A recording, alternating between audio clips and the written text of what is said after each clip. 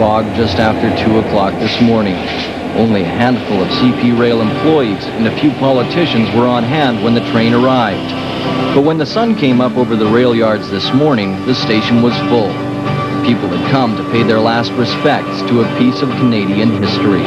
There was a time in this fair land when the railroad did not run, when the wild, majestic mountains stood alone against the sun. A few people had come to the station to take one last ride on a passenger train. Most just came to say goodbye. I feel pretty sad, really. It's not good. I venture to say that this is one of the most stupid mistakes the government has made so far. Many people say the government will be defeated over its decision to cut via rail. Somebody has to pay for it. Nicholas DeWald started working for the railway in 1928. He says he never thought he'd see the day when the trains would stop running. But today was that day for DeWald and thousands of other people across the country. The westbound train was 6 hours late, but the sentiment on the platform was better late than never. When it left a few minutes later, all people could do was wave. The 1950s and early 1960s had something of the excitement of embarking on one of the stately transatlantic liners. You checked out your cozy little compartment and then prepared for a 3,000-mile journey. 3 days, 3 nights. A little world unto itself, crossing the larger world's second biggest country.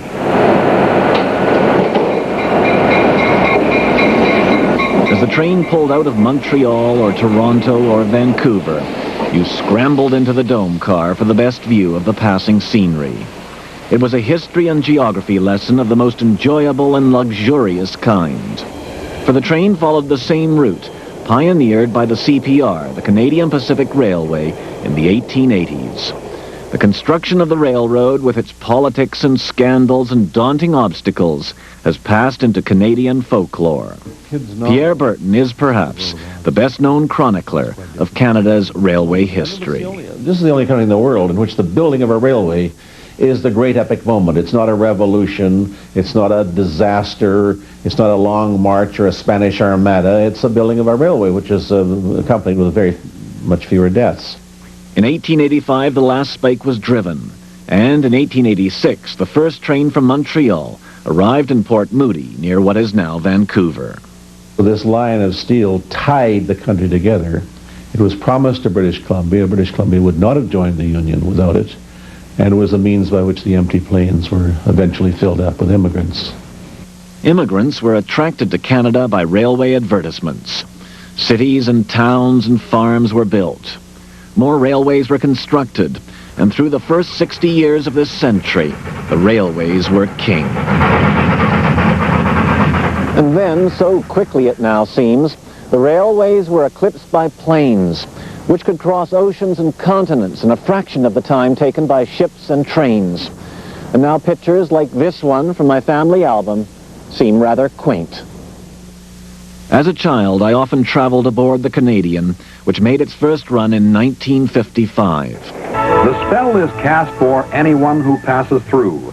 Come again, the magic mountains seem to say. You must and will come back again. 35 years later, passengers board one of the Canadian's final runs. For some time now, the cars, so redolent of the 1950s, have been fraying somewhat at the edges.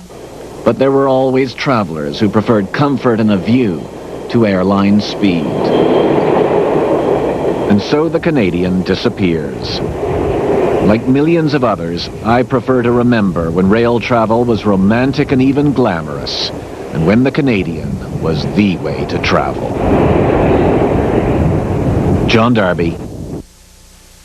Selection of foods, cooked to perfection, cooked to individual orders. In its early days, the train preserved some of the distinctions more commonly associated with passenger liners. There was a definite split between a first class and coach class section. And people that were in the coaches were not allowed to eat in the dining car, for example. They ate in the Skyline coffee shop at the front. They were never allowed back in the rear observation dome car because they had their own dome at the front. But it was the landscape that really made the journey. A view of Canada entirely different than that offered from a plane. Its high point was the trip through the Rockies, and not even the inflated narration of a 1950s travelogue can detract from the experience. The spell is cast for anyone who passes through. Come again, the Magic Mountains seem to say. You must and will come back again. 35 years later, passengers board one of the Canadians' final runs. For some time now, the cars, so redolent of the 1950s, have been fraying somewhat at the edges. But there were always travelers who preferred comfort and a view to airline speed. And so the Canadian disappears. Like millions of others, I prefer to remember when rail travel was romantic and even glamorous, and when the Canadian was the way to travel. It was a busy place. There was always some kind of traffic, even if it was just a rail liner waiting to take on passengers. Now, most of the time, the tracks are empty.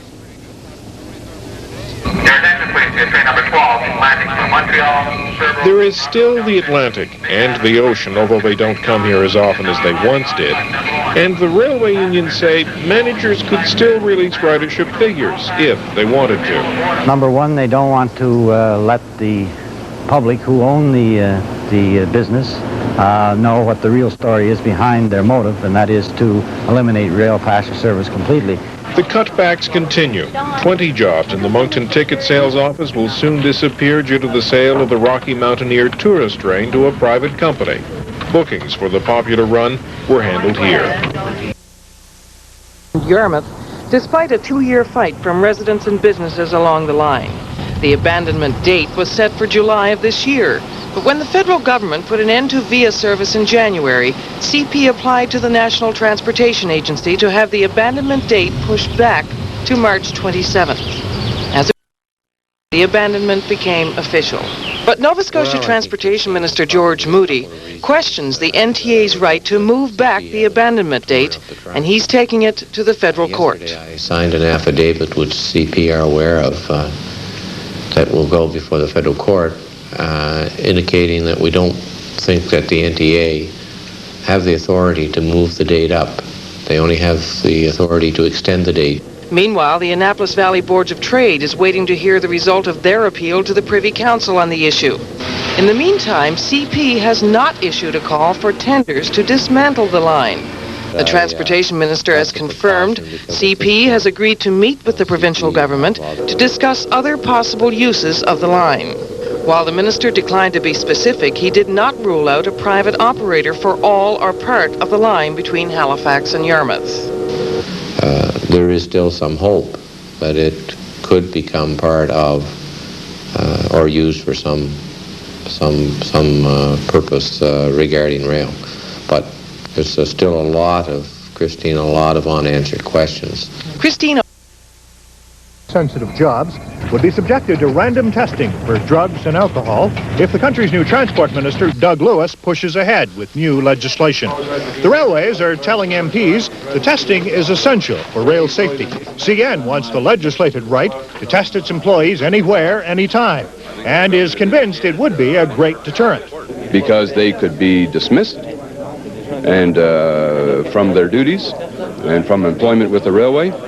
And so to that extent, it definitely is a deterrence. Meanwhile, the railway unions insist testing won't work, that it can't accurately measure an employee's current condition because a drug can stay in their system for days. Some say random testing is not a deterrent. Because, first off, the random aspect of it makes it a non-deterrent.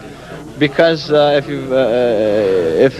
you've got about 20 to 1 chance at any point in time you'll be tested, you're going to gamble. Demands for testing grew out of the 1986 train crash at Hinton, Alberta, but an inquiry found drugs and alcohol did not contribute to that accident. The Commons Committee will also be hearing from unions that represent workers in other transportation sectors and the airline, bus and shipping companies that employ them. That means the MPs will likely hear a lot more conflicting advice as to whether there should be a testing law. In Ottawa, track standards have changed a lot since then. Accidents involving trains in the city are rare. Last night, the railway asked council to fall in line with other major centers across the country and allow a speed limit of 30 miles per hour. We can increase the speed of our trains going through the city. It gives us yet another edge when we're competing with the truckers who go around the city on the Trans-Canada Highway and can travel at speeds of 60 miles an hour.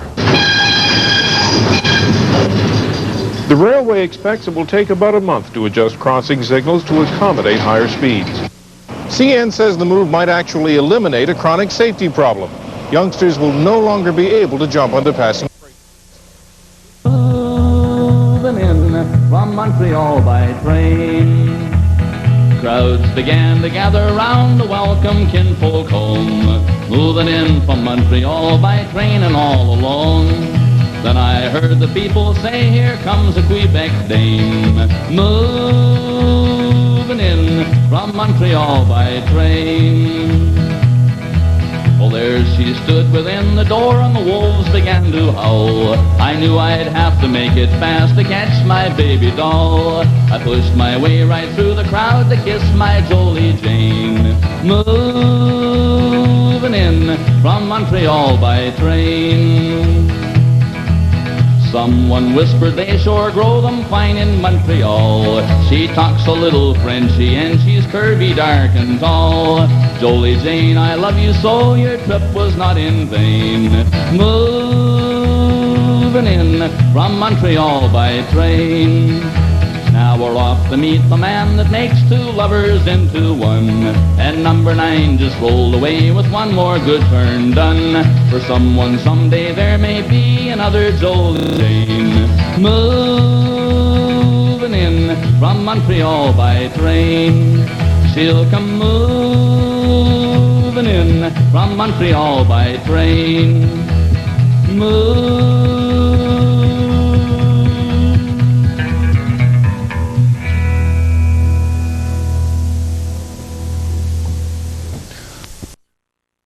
Too many motorists find out too late that the train has the right of way and can't stop in time, even if it wants to. At nearly 26,000 places in Canada where trains cross public highways, there is some sort of warning to the motorist. Almost a third of the crossings have automatic warning lights and bells. Some are also equipped with gates. But the majority see less traffic and are marked only by simple traffic signs called crossbucks. This one, which intersects Concession Road number 3 just west of Orangeville, Ontario, has a tragic significance for Larry Cooper. His wife was killed here. Carol was not only my lover, she was my partner, my companion, my best friend. We were a team. Carol Young had just graduated with a degree in early childhood education. She and Larry had left Toronto for a less hectic life on a 100-acre farm they'd bought in rural Ontario. Well, we wanted to get away from the city, kind of get away from the rat race and have a little fresh air. And we wanted to build our dream home and kind of live happily ever after. You know what I mean? In an instant, that dream turned to disaster. Carol's life ended when a 2,000 horsepower locomotive traveling at just 30 miles an hour crashed into her car. It was 10 minutes to 2, September 13th, 1989. Carol's first day at work at an Orangeville daycare center. She used her lunch hour to run some errands. It had been raining lightly. A 6-car freight train on its way to Owen Sound blew its horn from a quarter mile away. Carol, headed for the level crossing, tried to stop, but couldn't. She skidded into the path of the train. The accident report stated simply, driver failed to yield.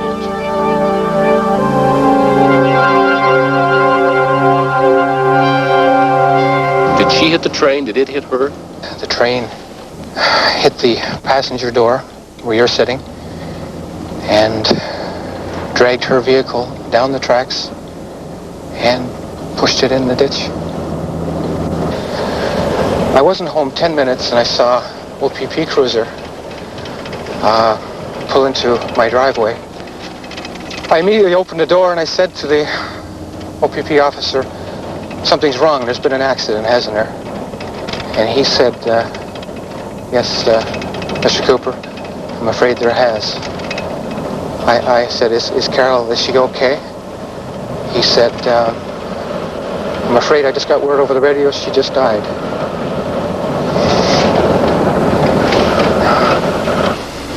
Ironically, more motorists die at automated crossings like this one than at those equipped with just a simple crossbuck. The fact is that the driving public shows contempt for level crossings, and it's a dangerous game.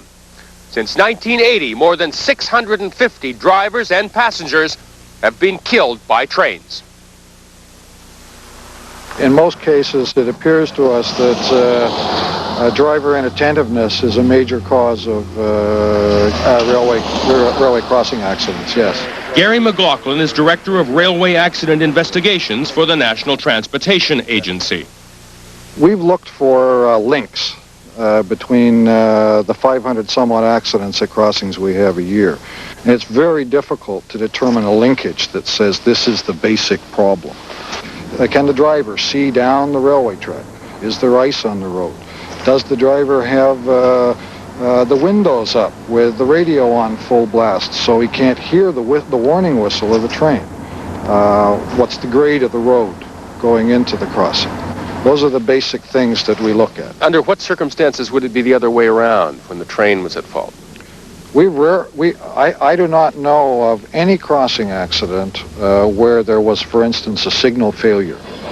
I cannot remember an accident that we've investigated where, for instance, a speeding of the train has been a factor in terms of cause. How do you know these things? I mean, how do you know how fast the train's going? How do you know that... All locomotives today are equipped with event recorders.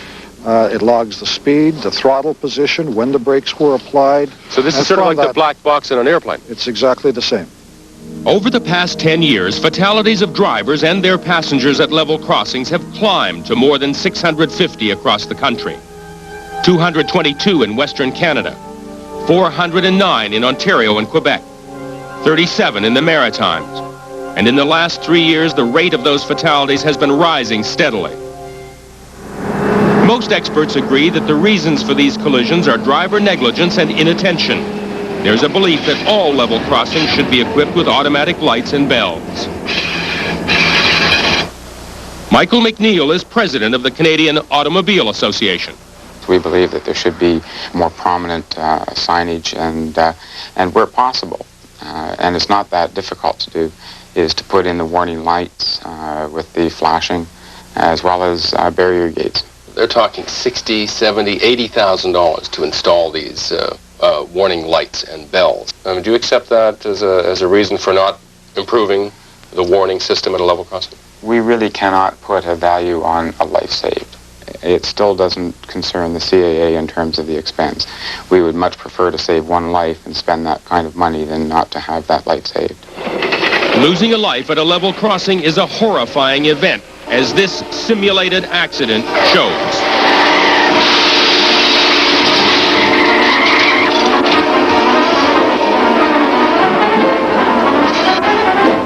Transport Canada contributes about $10 million a year upgrading crossings with automatic equipment. Unfortunately, there are more fatalities at upgraded crossings than at those marked only with a crossbuck. So experts see the solution coming mainly through public education. The Railway Association and Transport Canada fund Operation Lifesaver. Its goal is to improve drivers' attitudes through public forums and films like this one. A train can't stop or veer to avoid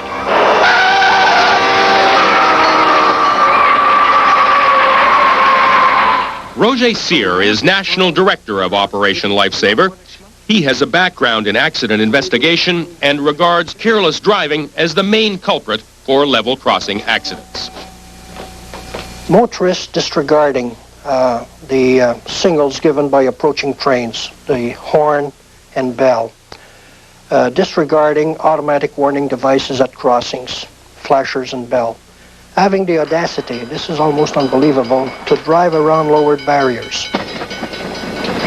But among the grim accident statistics, there is a small glimmer of hope. There is a decrease, about an 8% decrease in the number of collisions, and that's encouraging. But on the other end, the fatalities have increased by almost 50%, close to 50%. A fully loaded train operating at running speed will require at least a mile to stop. In a collision between a vehicle and a train, though, there's a forgotten victim, the locomotive crewmen. In an emergency situation, except for braking and sounding the horn, train engineers are virtually helpless, locked to the rails, unable to swerve out of danger. Jim Houston knows the feeling. As an engineer, he's operated passenger and freight trains for more than 15 years. We come to a level crossing, and I see somebody's going around the gates, and I know that we're going to hit them. The action that I would take is that I have now dumped the train. I put all the brakes on the train. It's now in an emergency mode, and I have to wait for the train to stop. That must be a heck of a... If we happen to hit the motorists while we're in emergency mode, there's nothing I can do about it. Now, have you had emergencies like that? Yes, well, I've been involved in 3 fatal crossing accidents. Tell me about the one 7 years ago. It was a woman and 2 little children, and I was on a freight train, traveling probably 50 to 55 miles an hour with maybe 10,000 ton, 100 cars, and she approached the crossing. It was not a protected crossing. It was a concession road, and she pulled up to the crossing as if she was going to stop, and then all of a sudden she just drove up onto the crossing, and we hit the vehicle broadside. I have 4 children of my own.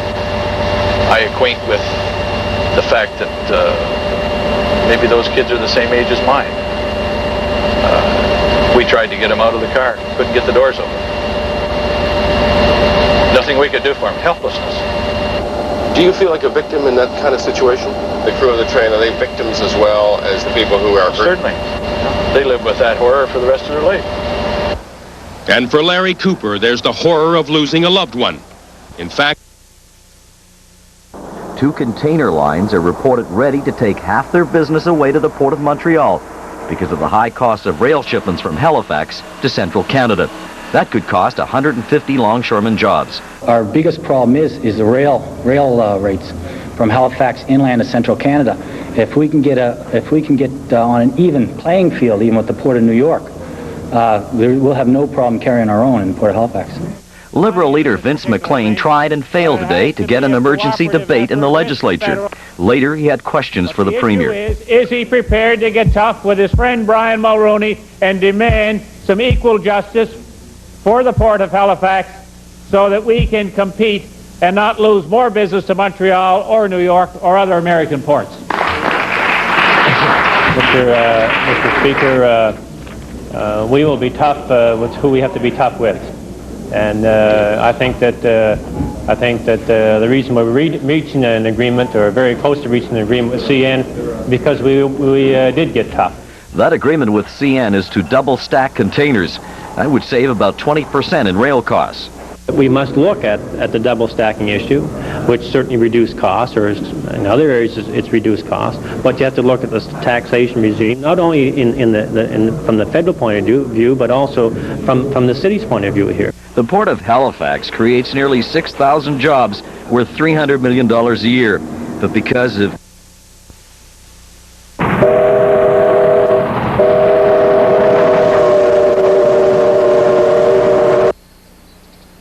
How long have we been here? An hour, maybe. On more than 170 kilometers of track. Tom, he's providing us fantastic service.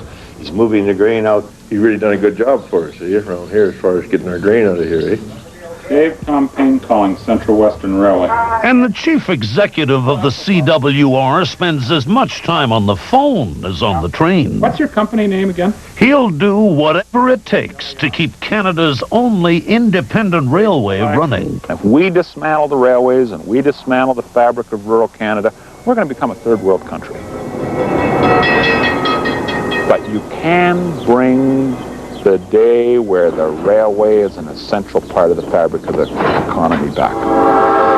Hi! This can be done.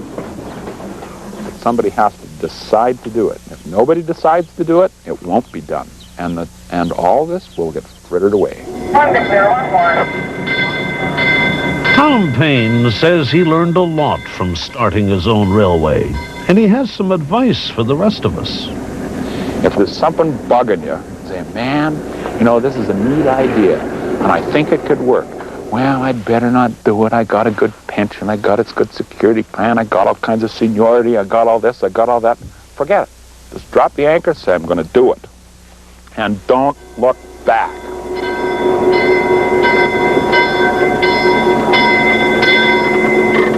During the 30s, the railway was the Trans-Canada Highway for a lot of people. And it wasn't uncommon for someone to bring along a guitar. In fact, they spend countless hours working out the details of their mini-rail empire just so they can sit at the panel and run it with the smoothness that would be the envy of any industrialist of the past or present. Working the system is only part of the fun. For the serious hobbyist, building trains is just as much of a thrill. This is a Devco coal car, a common sight on sidings throughout Cape Breton, but not one you're likely to find in a hobby store. Well, if you're serious about your trains, the lack of a readily available model won't stop you. I have a strong local interest in Devco and CN, and since about... Smith plans to focus on another part of Cape Breton's rail history. Hopefully, over the next while back, I'll be doing quite a bit of research into the SNL. That love of rail history is common among the members of the Model Club, but it's about all they have in common. The hobby attracts men and women of all ages and professions. For a retired engineer with 38 years' experience, the club is a natural continuation of a career he loved. That's part of it. I think probably is telling these stories, reminiscing. There are clubs like this one throughout the world. They monitor each other's progress through a variety of magazines dedicated to model railroads. Members say new enthusiasts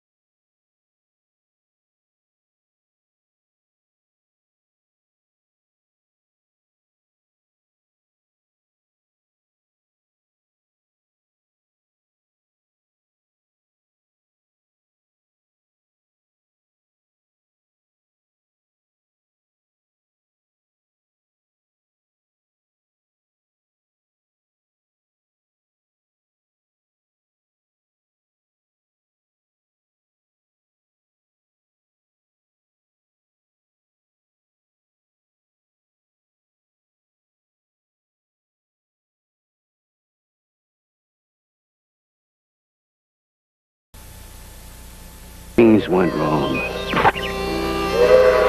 Yeah, just east of Kamloops, the Imperial Limited headed for Vancouver. Hands up, says Miner and his friends to the engineer. Take the engine and that car up the track. They took the wrong car. This was the baggage car, not the express car. All they could find was some liver pills. Soon after, a police posse took after them. "Who are you?" the sergeant asks. "Prospector," says Bill Miner. But one of his friends panicked. "Get out, boys," he says. "It's all up." The police found a gun and a bottle of liver pills. "Hands up," says the sergeant. "Hands up."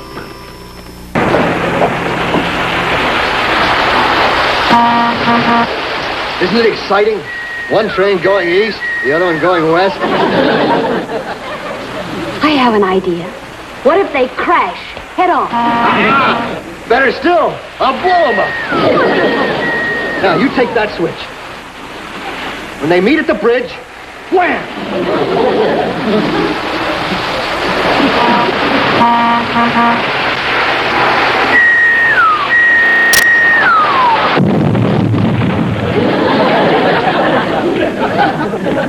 C'est merveilleux! 3 pounds, but they pull a heavy load. Most of the weight is in memories. Memories of the trains that were once the only link between towns and villages across the island. trains like the Carbineer and the legendary Newfie Bullet. In Frank's lifetime, steam gave way to diesel and the name changed from Newfoundland Rail to CN. Then, 2 years ago, the trains stopped running in Newfoundland. But Frank's railway company just kept on growing. Today, he buys most of his cars and builds the rest. And he's a stickler for detail. The paint he uses for his freight cars is the same paint that CN used to use on its trains. Frank, is that the part you wanted, madam? Yeah, that's the one. Frank's wife, Marjorie, was his childhood sweetheart. She understands better than anyone else what these model trains mean to him. There you go, inside, in there somewhere in the area. Okay, that's good. There are times when I come down here that he's so lost in thought that I know what... Voices and smells and sounds of the railway are gone now, but sometimes Frank comes down to the old St. John's station. This is where a few of the old retired railway men meet to talk about days gone by. It's a pretty exclusive club, but Frank Rogers is accepted as a charter member because of his dad. Oh, he's a fine old fella, though. Oh, Frank, yeah. But he was a hard-on worker. Give him 10 minutes, let him sleep for 10 minutes, he was good for 10 hours. I know. Yeah. If Frank's father were still alive, he'd probably smile to see his businessman son rubbing shoulders with his old engine mates. And no doubt he'd be proud of his son, too. After all, now that Newfoundland Rail and CN are gone, these are the only trains still running in Newfoundland. Now, you'd think 90-odd cars and 20 locomotives would be enough. But with a big wedding anniversary coming up in a few weeks, Frank is hoping that Marjorie just might surprise him. Now, without letting the cat out of the bag. Without letting the cat out of the bag. I know, but don't, without letting it out of the bag. Well, you never can tell. There's got to be something out there Marjorie wants. This is our 50th anniversary, and I've been thinking about it.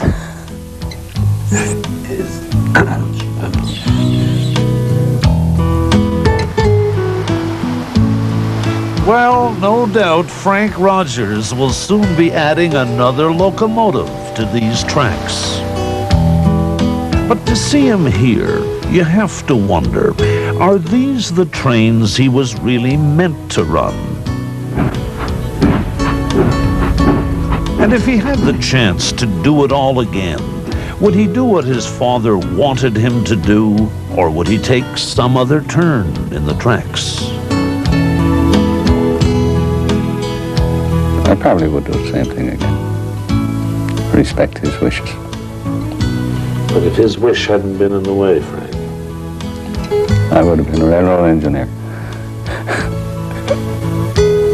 I think you are a railroad engineer. I think you are. If I had the chance to do it all again, in a different time, I'd drive a different train. I would ride on rails made of solid steel. I would smell the smoke, feel the rumbling wheels. I would drive the Newfie Bullet like my daddy did.